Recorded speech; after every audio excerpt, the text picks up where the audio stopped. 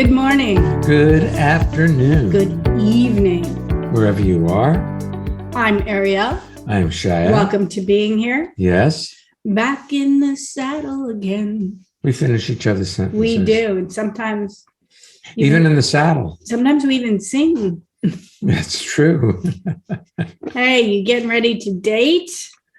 Okay, don't worry if you are in a long-term relationship, married. There's still dating to be had with your honey. So let's listen to each other. Really? Oh, how many times have we tried to describe the phenomena of truly listening? I'd say many. I'd say many too. Many. You know what's really fun? Tell me. You talk about listening virtually every show. I mean, I know we do, but I'm going to talk about you for a moment. My favorites ever. That's right. Every podcast, we've been doing this for 14 years. Yep. Plus. We always talk about listening. Seminars, different seminars as well. We always talk about listening. And I love hearing what you have to say on the subject of listening. Thank you. It's always new. Well, I can only talk about listening from where I am in the current moment of my life. I mean, unless I rehearsed a script to talk about listening with, which a lot of people do, rehearse scripts. But you know, even if you had rehearsed a script, if you were here, just like an actor on stage or somebody who's, they have lines, yes. They have lines, there's a script, they've rehearsed it. But if they're good, in that moment, they're creating it new. Right. Well, listening by Shia Kane. Oh, God. I have to remind myself to listen. So it's not, and I've been teaching what we teach for more than 35 years. Mm-hmm. And I still, every day, have to remind myself at some point that I need to listen because I have an internal conversation, we can call it a mind, that thinks it knows everything and thinks it knows how people should be. And that conversation fills in when people are talking with what I already know, unless I volitionally, intentionally drop that way of looking at life and listen to hear what somebody says as though it's new and I don't already know it. And I have to be patient to hear what they're saying from their point of view. Because my mind is a machine. It automatically sorts by its prejudices and it thinks it knows what people are saying even before they finish speaking, like most people's minds, I imagine. Yeah, as you were talking, thoughts kept emerging. You said something to the effect of, you have a mind that thinks it knows everything. And I flashed on a story you have once told where when you were very young, like 5 or 6, you wondered how anybody could learn any or discover anything new since you knew everything there was to know already. Mm-hmm. And then that one faded away. And then you spoke a little more and I got another image and I had to keep letting those thoughts fade. And then I had another image. It's like whack-a-mole. You know, you have a thought, but in change, you have a thought and you take your hammer and you whack it to try and get rid of it. Mm-hmm. And then another one pops up and you whack that and you try to get rid of it. So you just whack. That's why people go to meditation centers to quiet their mind. And all they do is make it more noisy. And then there's the possibility of transformation where the thought pops up, you include it, and you bring your attention simply back to what's being said. Right. And if you are feeling rusty about dating or you're a little off center today with your partner, if you just include all that and bring your attention back to what that other individual is saying, it's quite exquisite. But if you agree with what they're saying or you disagree with what they're saying, you're not truly listening to what they're saying. Yeah, I know. Mm-hmm. That's right. Right. Mm-hmm. You know. Mm-hmm. Of course you do. Yeah. Mm-hmm. Didn't that feel awful? No, that was you demonstrating not listening. I was demonstrating not listening. And I didn't offend myself with it. It's a good thing. That is a It good really thing. is a good thing. But, well, you know, I really have discovered that I offend myself rather than what people do offends me. People just are doing what they do, and I have the choice to offend myself or include it. You know, when you're upset, though, it always seems like that person's being offensive rather Absolutely. than you're offending yourself, which is pretty much the hallmark of an upset. Yeah. What, that you've offended yourself and blamed it on someone else? Pretty much, yeah. Should we take our first guest? Let's. Oh, please. Miss Micah, where are you zooming in from today? Hi, Errol. Hi, Shaya. I'm zooming in from Düsseldorf in Germany. Welcome. Well, that was very enlightening. Thank you.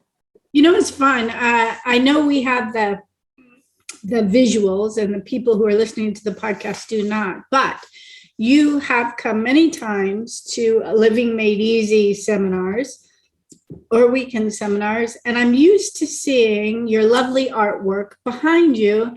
And now it's over your left shoulder, and I see the computer you're normally sitting at over your right shoulder. So I'm getting a totally different view on you. Yeah. It's fun. What can we do for you, lovely? I found something very interesting. Just in, so let me, vamp. Let me assume I know something that you don't know that I know. Okay? Mm-hmm. Just by the way you said hi to Ariel and hi to me, the Shia was clipped. Oh. It was an inclusion, but Ariel was the person who were actually. I'm the more affinity right person, right, and he's just a little bit the add-on. Like you have to be with both of us, so yes, but you'll agree both of us. Exactly. And then I wonder how you and Stefan are doing. Huh. Very good. That was good. I love that. I love Yeah. Can I just say I love that you didn't automatically go, we're great or we're fine. Like you're actually looking. Take a look, because given that little interaction, it was pregnant with all kinds of information. If you're here, just being here, you see it or hear it. And I heard that you guys are not as in sync as you sometimes are. Did I do that diplomatically? That was good. Now you're nodding. Yeah, I'm nodding. I'm thinking. But what comes first in my mind is that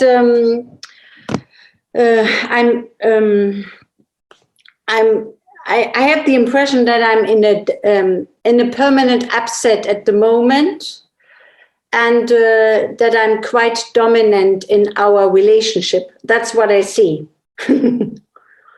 Well, that may be the case, but you've always been upset and you've always been dominant in your relationship. So I don't see anything new here. Perhaps since we are married, I'm telling myself we are more equal, or I take more care about that we have an equal something.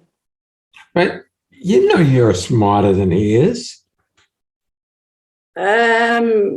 I don't think I am smarter than he is. Oh, I believe you too. I believe, or my experience is you think you are, but you don't want to admit it. Yeah, that's true. And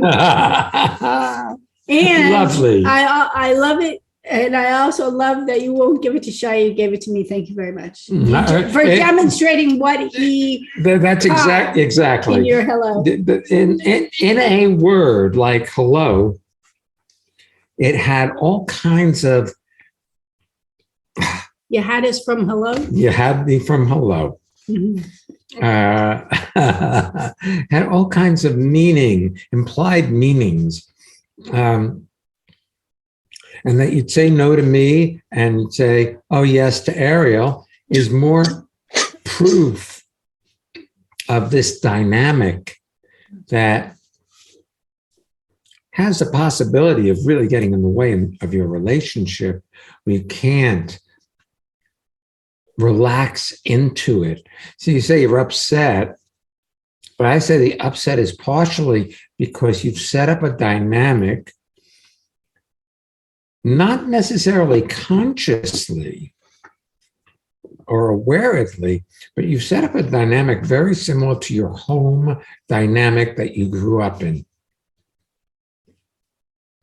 Yeah, that's true. See? So But to the degree you judge the home dynamic you grew up in, the more likelihood you have of recreating it. Because anything that's incomplete, you bring it back up to give yourself another opportunity or another bite at the apple, as they say. You get another shot at it. well, in Eastern religion, they call it karma. That it keeps coming back around until it completes itself. But you don't have to wait for another lifetime. Every time you open your eyes in the morning, it's a new lifetime. That's right. Yesterday is gone, and here you are. And then, of course, if we wanted to break it down, I would suppose every blink, every Augenblick, blink of the eye, is a new moment. That's so cool that you saw that or heard that immediately. Well, it is. Now, here's the thing. We want to talk about dating, Yeah. or getting back in the saddle, as you will. We're talking about being vulnerable, discovering who that other person is newly. So this is perfect for you. But I also really enjoyed what you said a moment ago, Micah, because it's just such wonderful information for everybody. You had the idea, probably a long held from childhood idea, that when you got married, that change of circumstance would change the dynamic in your relationship, where you would hold him more as an equal or a partner, as if the ceremony itself would do that for you, rather than you needing to be the person to include him. That the marriage certificate was now going to make it happen. Yeah. People often think, well, when I move, I'll be happier. When I get a new job, I'll be happier. When I get that baby, I'll be happier. And if you're not happy now, You'll just bring the way you are into the next moment. So circumstantial stuff doesn't produce well-being or happiness. But if you're well in yourself, then it doesn't really matter too much what the circumstances are. You'll be okay. But if you are complaining that somebody else causes your discomfort, like if they only behaved differently, you'd be happy. Well, they have behaved differently. Did it make a difference? They tried to please. so did you have a question for us today? I'm just curious. Yeah, but now the funny thing is I wanted to talk about the circumstances because it makes me upset what is going on with Corona. But I can see now that I'm upset in myself and that the upset is in me. And yeah, I'm not calming down. I mirror it with what is around the world and put then the pressure and the effort on that instead of seeing that I'm just upset or that, yeah. And also I have a lot of power, energy, but in a negative way. So I can also feel it in my body. I immediately, when something is happening, I go from 1 to 200 with a lot of bad energy. Well, I don't quite know what that means. From 1 to 200 with a lot of bad energy. I know that's from 0 to 200 miles per hour or kilometers per hour is what she's saying. But I don't know what this bad energy is, negative energy. What is bad energy? Yeah, what is that? I get really, really angry and upset from one moment to another. Great. So you have anger on tap. Yes. Like beer. You pull the spigot and out comes beer. You got anger on tap. Okay. You know what that makes you? Normal. That's right. You see, I told you were smart. But do you like your anger? No. Well, do you judge your anger? Yes. Do you wish it would be gone? Yes. Okay, what's the first principle of instantaneous transformation? Everything you resist, you don't want to have, you don't allow to be, grows stronger and dominates your life. Well, that's exactly what you're describing. That's what I mean, you're not just as an anthropologist noticing your behavior, your anger, feel it, notice what initiates it and how you use it to suppress other people and have them come in line. In other words, dominate. Yes. You're now in the midst of dissolving, should you wish. It's like Mission Impossible. Right. This is a mission possible. This though. is a mission possible, not impossible, but possible. You have a heritage of dominating by threat of upset. Yes. I guarantee you there were people around you in your childhood. You didn't want to get upset. So it was a way to make you behave. Because if you behaved wrong, they'd get upset with you. Or they get upset. Forget the with you. And them upset was frightening. Yeah, I can see it. And it's become a management style. Now, if you can see it without judging it, it can complete itself. But if you find fault with you whenever anger shows up, you're going to keep producing anger. Because what you resist does persist and it does grow stronger. And it does dominate your experience of living. Let's go back to your trigger, which you have a convenient one now, the coronavirus. Since it's not gone away and we all think we'd like it to have gone away, then you have an ever-present source for upset should you wish to tap it. You know, I drive down a road that leads me to a river where I like to fish. And on that road, there is a couple of flags that are political in nature. Mm-hmm. And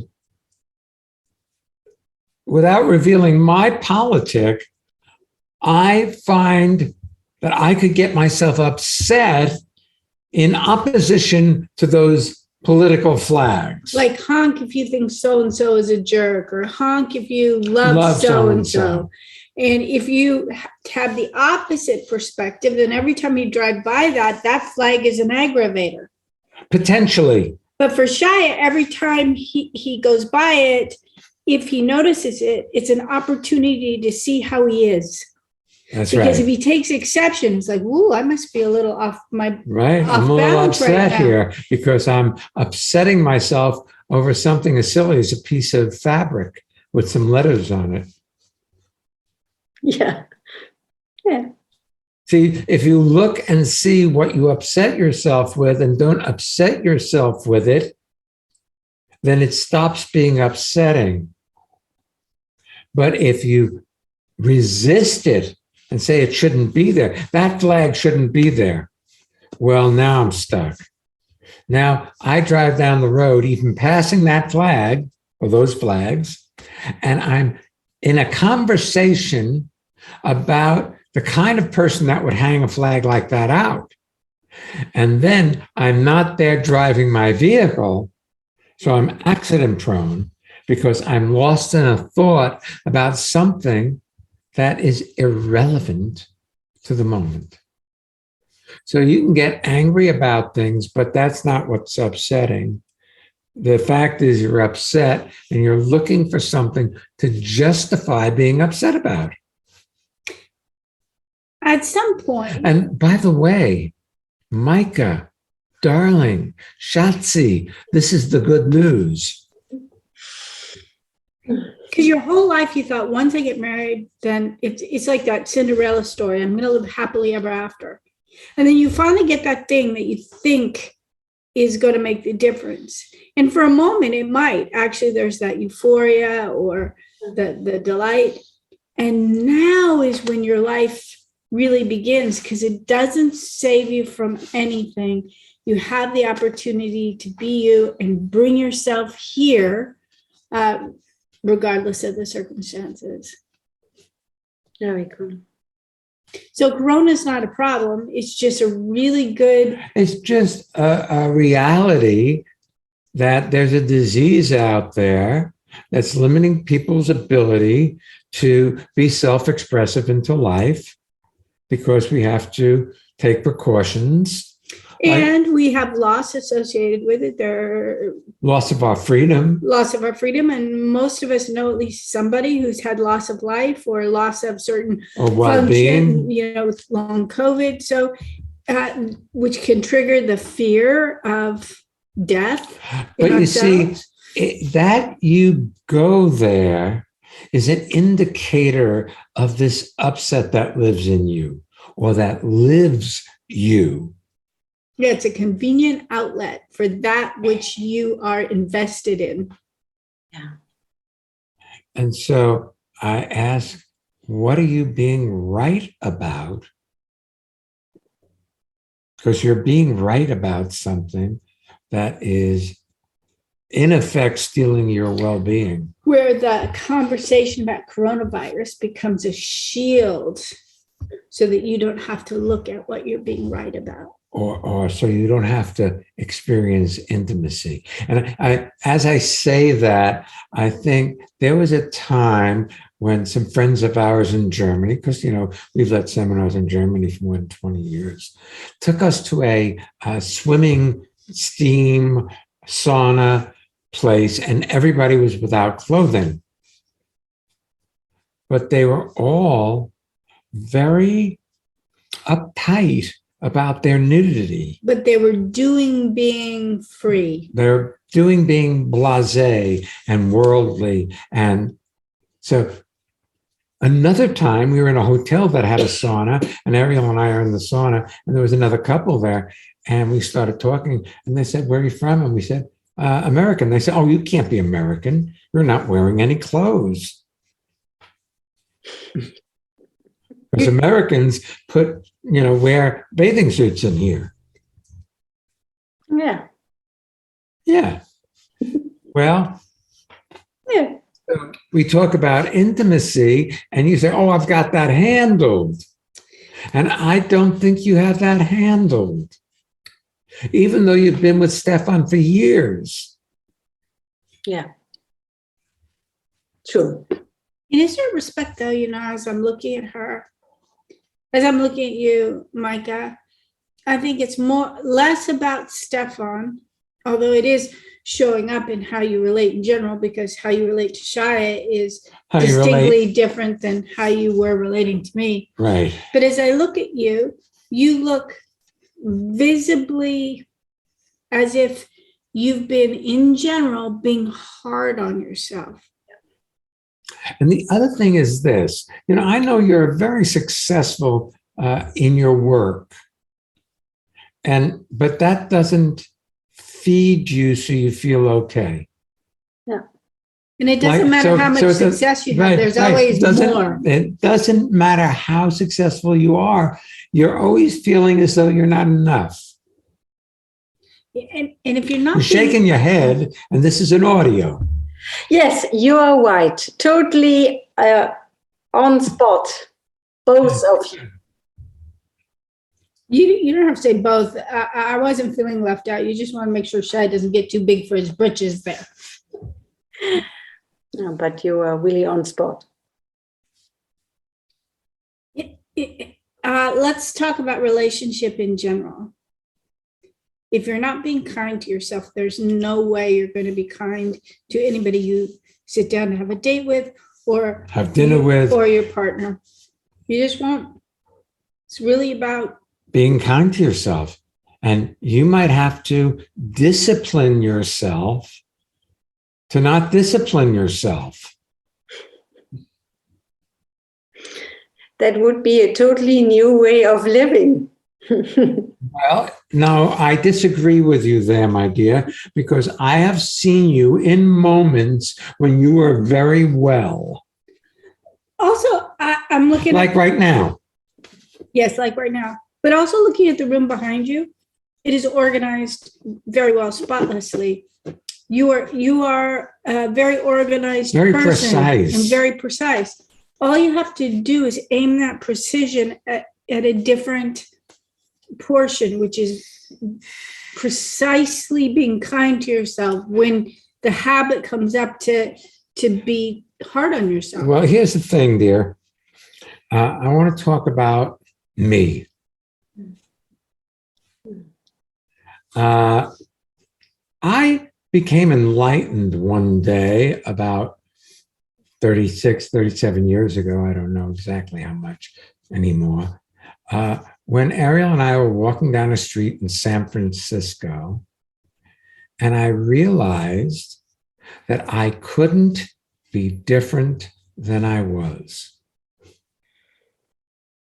It wasn't good, it wasn't bad, but I could only be exactly as I was in that Augenblick, that moment, that blink of an eye.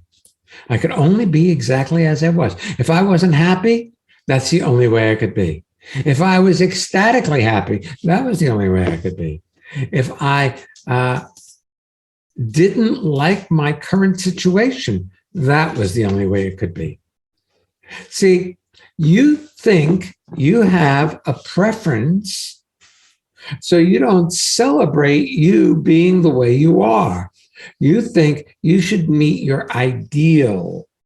And only when you approve of what you're doing are you allowed to be kind to yourself. And then only in small doses because you don't want to get arrogant. That's true too. Yeah, it is. So, it's really difficult unless you realize that you are indeed in this moment a perfect Micah. I like your name, Micah. You know why? Tell me. Do you know what Micah means? No. Mica is a mineral. It's a very shiny, bright, almost glass-like mineral. Oh. That's found in... It's not spelled the same way as your name is, but it sounds exactly the same. So I can see you... as bright and shiny. As bright and shiny. Maybe you should see you as bright and shiny. Look, the other thing is this. You were programmed, conditioned to see yourself as not enough by the culture you grew up in. Yeah. I mean, it's part of that culture. There's such brilliance in that culture, but there's also a lot of self-deprecating thought. Like no matter how good you are, it's not quite enough. And the game, my dear, is to discover that there's a universe outside your culture that will prove you brilliant, exquisite, and wonderful. What? And perfect. and perfect, exactly as you are. In December, we led a course called The Power of Listening. And between one night, the Saturday and the Sunday, spontaneously, I gave everyone an assignment to have as a hypothesis. And a hypothesis is something you try on as if it's true for the purpose of proving it true and seeing where it takes you. To take the hypothesis that I am brilliant and I am perfect. Mm. And we would talk about it the next day. And then, lo and behold, over the course of the evening myself, I had some challenges, some stressful situations where I had moments of second guessing myself. And I tried on that hypothesis of, oh, I'm perfect and I'm brilliant. And here I am. And that hypothesis, for the fun of it, allowed me to stop turning my attention in on how am I doing and just turn it right back out on the world around me and taking care of what was around me in real time. So for fun, play with this hypothesis just for a day. You try and do it too long, you'll forget it. For tonight, tomorrow, I am brilliant and I am perfect. And see what just the way you are.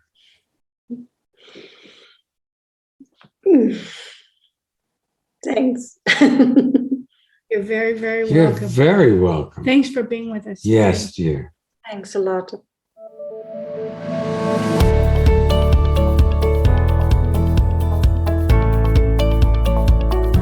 It's that time. The time for what? Our listener feedback spotlight. What is that? Well, I'm so proud of the people who listen to this show. And now we get to hear from one or more of them about what's happening in their lives with transformation by listening to this podcast and what they've discovered about life, what they've discovered about their lives, that they are experiencing fun in their lives. And that they want to share it with you. Yeah. This is Dave. I'm in Winnipeg in Canada. I love the transformation community. It's given me a space to discover myself and express myself, even including the negative thoughts I have about myself.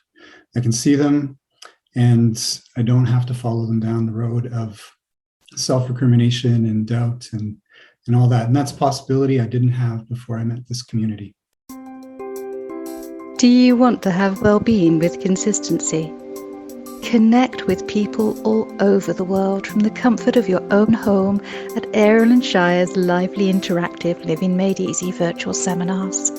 Join any of their 2-hour online events or take a deep dive into the magic of being you at a virtual weekend seminar. Come on, let's connect. Find out more and register at transformationmadeeasy.com. If you would like to celebrate Valentine's Day with us, you're welcome to come to our Living Made Easy seminar on Monday, February 14th. And you can get ready for it on Saturday, February 12th. And if you... Those are 2 Living Made Easy seminars that we're doing. And our next weekend seminar, bless you, is Passion, Revitalize Your Life on March 5th and 6th. And then we are holding our first in-person in the United States course in a long time, Leap Into Your Life, April 29th, 30th, and May 1st in New Jersey. You can find out more about all of our seminars, the 2-hour ones, the weekend ones, the in-person ones, the faraway ones, all of it at transformationmadeeasy.com. All right, let's call in our next guest. Yes. All right. Anina, where are you zooming in from? Hello, that's Anina. I'm zooming in from Thun, Switzerland. Welcome. And when I heard the title of the show, of today's show, I was, the question came up, if I want to go back into the same saddle, then I left before the pandemic, if you so want, because I've caught myself several times, particularly when working. I work as a physical therapist, that I'm quite happy with hiding behind a mask. Mm. Yeah. So what you spoke about with Mike about being vulnerable, this, I can hide a little bit behind a mask. Sure you can. But I imagine when you first wore it, you weren't very comfortable with it. You had a lot of attention on it, maybe felt a bit self-conscious. Yes, yes. You might even worry, should I wear a cloth one? Should I wear a N95? What color should I wear? I mean, there are all these questions. Yes. So it's no different when it comes time to take off the mask. Any kind of change is something the mind rebels against. Yes, yes. Yeah, that's an interesting. Well, your fear is always about what isn't rather than what is. Your fear is based in some future turning out in a way that you would not prefer. Yeah. There's the fear if you take off your mask, somebody will see you and they won't like you. They'll reject you. But just because you're wearing a cloth mask doesn't mean when you take it off, you won't still be wearing a mask. Yes. Or at least you'd be playing a role of who you think you should be rather than discovering how to be yourself in all situations. Yes, yes, that's a point too. Although out of coming to your seminars, I see or I notice that I'm giving myself more and more license to be myself wherever I am. Very good. Yeah. And when I say this, I notice that I also get more aware of where I am not giving myself license, where I still try to fit into what I think people want to hear, have me be like or so. Okay. Well, is there something wrong with that? If you ask like this, probably not. No. Right. Except you want to be independent. Yes. So to behave in a way that other people would like you to behave is somehow counterintuitive to being independent. Yes. Yes. But I guarantee you, all the other drivers are really happy that you drive on the right side of the road instead of pretending you're British and drive down the left. Yes. Yes. That's true. And so am I. Because, that brings something up. When I was around 17, I was very much aware of the conventions. And I was also very much rebelling against nearly all conventions. Yes. But some conventions are really helpful to stay alive. Yes. And yeah. But here's the thing, my dear. When you were 17, you were looking to find an identity for yourself. Mm-hmm. That would be uniquely you. And when you were 17, you had a lot of well-developed stories about who your father was and whether or not he loved you. And I know that has to be true because we met you after you were 17, but they were still there and well-developed. And that's not something that happens overnight. It's something we foster as a kid and then we perfect as we go along. That's so true. And then it was really so much fun, Anina, to watch you become aware of that and meet it and dissolve it, as opposed to try to pretend it wasn't there, or try to get over it, and to watch that relationship become sweet. You see, your idea of yourself was put together by a child. Mm-hmm. And somehow, as children, we hold on to those ideas we came up with back then.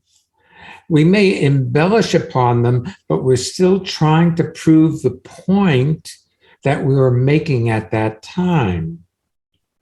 So we're still trying to prove that we're right and our parents did it wrong. Yeah. If they were only something else, then we would have turned out. I heard on the news today about a very famous actor and director who was blaming his ex-wife for his alcoholism. Yes. You know, as if living with her caused him to drink. People blame other people for the things they do because they want to do them. But they don't want to be responsible for doing the things they want to do. They want to blame it on somebody else. So if my father was there for me more, I would have been more successful in my life. If my father didn't hover as much, I'd be more successful in my That's life. right. If my father wasn't there dominating everything, I'd be more successful in my life. If my mother wasn't such a helicopter mom zooming in to save me, then I'd be better off. if my mom had been there more, Oh, yes. then it's See, all It's a all story. Yeah. Yeah, right here, right now. But I'll tell you something about you in relationship. Tell me. I have a feeling that you're so much more relatable than the story you tell yourself. Absolutely. And part of how I know is, one, you're in real time with us, and this is just a delight to be with you. And you look so beautiful. See, now you may not think that about yourself, but I'm not thinking about you. I'm looking at you, and I find you so attractive. And the other thing is, well, I'll let that sink in for a minute. Yes. Yes, let that sink in. Hmm. See, you're an attractive woman, and yet you don't think you are. And when you were a kid, you came up with that I'm not attractive because, and I bet you it had to do with your weight. It goes even further back than when I was aware of my weight. I think I had the story, and the story still sometimes comes up, that the youngest of the three of us is the attractive one. Oh, yes. You know, Barbara and I are the bright ones, and Susan is the attractive ones. It's crazy how we put this all together and then gather evidence yeah, to prove the story right, rather than look and see what's true in this moment. It's like a snowball going downhill, gathers more and more snow. Yeah, see, I'm not that attractive. yes, ends up as an avalanche. But holding this big old snowball up into the radiant heat of the sun, it does melt. Yep. Yeah. Awareness, a non-judgmental seeing of how you're operating in your life is all it takes to have that melt away. Mm-hmm. What I always find funny? No. People always think, oh, gee, I'm not attractive. I'm just not attractive. But they came from two people who are attractive enough to have you. That's right. Yeah. Yeah. Well, so it's always kind of a funny idea. I have this story that I'm not attractive. And then I see pictures around the house that you've put up of me at different points in my life. And I've always been attractive. There are always facts or pieces of me that I can use as an attraction nullifier. So if I have gained 2 pounds, 3 pounds, and I put my hand on my belly, and I feel slightly more rounded, all attraction goes out the window according to that system.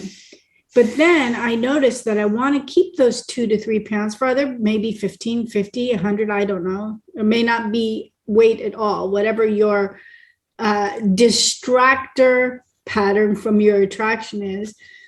It's like how much I like to keep in place something that can nullify my attraction if I'm upset. Not only attractiveness, your brilliance, your genius, your intelligence, your awareness, all of that. See, you are brilliant. And then you have the story that says you're not. The other thing is this. When we were kids, we tried to fit in. And the lowest common denominator is not who you are. That's so true. Yeah. You are so relationship material. You're so relatable. So if you're not in a dating situation, I can only conclude that you don't want one. Yeah. Yeah. You like your independence. You're a lot like your cats. That's right. They like to come by. They like you to stroke their back once so they know that you see them, and then they want to go someplace else. Yeah. Yeah. But also seeing you, I know the people who are listening can't have seen your cat walk through the frame as I can. But I noticed how you put your hand on him or her. I'm not sure. I didn't only saw that top. Was him? Mm-hmm. You put your hand on him, but it wasn't to get rid of him. He wasn't an intrusion. You just included him in the moment. He got what he needed and he moved on. You didn't use him as an excuse to get irritated.